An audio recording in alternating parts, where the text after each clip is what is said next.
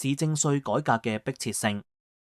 英國地方稅嘅荒謬唔使深論，一個例子就可以見到全貌。在倫敦，一間市值69.1萬英鎊嘅 Band D 住宅，一年地方稅990英鎊；喺北英格蘭，一間市值20.5萬英鎊嘅同級 Band D，地方稅卻要2463英鎊，樓價3倍，稅單淨係40%，資產愈高，稅負反而愈輕。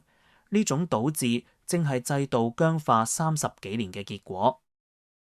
問題嘅根源就係地方稅仲係以1991年嘅估值作基礎，30幾年風景全變，制度卻停喺舊時代。更離譜嘅係，即使一座2025年落成嘅新建住宅，政府都要推算佢喺1991年嘅價值，然後套用當年定下嚟嘅評稅表。嗰時地皮可能仲係荒田，周邊未發展，交通唔成形。如今嘅繁華喺當年根本不存在，用虛構嘅過去代替真實嘅現在，公平自然無從談起。更深嘅結構問題就係市政稅係一種地方稅，所以放大咗區域差距。富裕縣市樓價高，稅基厚，其他收入如停車費同罰款都多得多。富人仔女多入讀私校，其他社會服務需要亦較低，市政稅抽少一啲都冇問題。反之，貧困地區稅基薄弱，額外收入有限，卻仍要承擔更多教育同社會護理等法定職責，服務需求愈大，財源反愈少，議會常年捉襟見肘。地方稅本應補弱點，結果卻成為加深不平等嘅力量。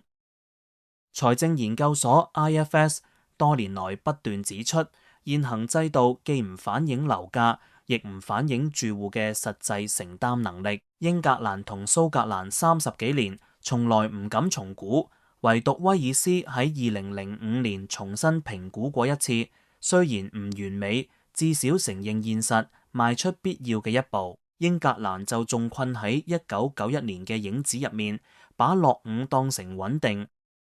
走出困局唔靠技巧，只靠決心。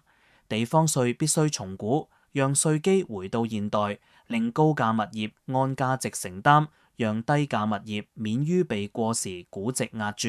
同時，中央政府應重新分擔教育同社會護理嘅結構性成本，讓市政稅完全用於市政府有權決定嘅用途。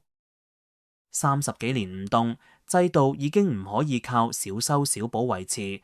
英國要繼續活喺1991年嘅估值幻象入面，定係重建一套公平而現代嘅地方財政？答案已經寫喺牆上。#tags。